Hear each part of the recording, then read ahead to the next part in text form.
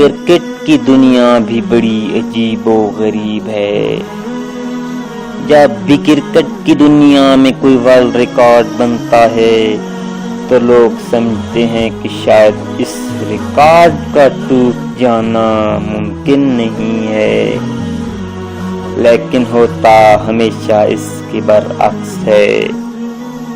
19 جون 2018 ایک تاریخ ساز دن ہے جب دنیائے کرکٹ کا سب سے بڑا ریکارڈ ون ڈے میچ میں 439 رنز انگلینڈ کے بلے بازوں کے ہاتھوں پاش ہو گیا اور انگلینڈ نے 481 رنز 6 کھلاڑی آؤٹ پر نیا ریکارڈ قائم کر دیا، جو شاید ٹوٹنے میں بہت وقت لگے، لیکن کرکٹ تاریخ گواہ ہے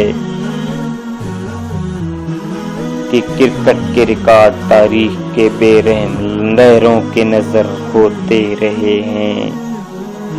انگلینڈ نے ریکارڈ ورلڈ چیمپئن اور 4 دفعہ ورلڈ کپ جیتنے والی بادشاہ ٹیم آسٹریلیا کے خلاف بنایا۔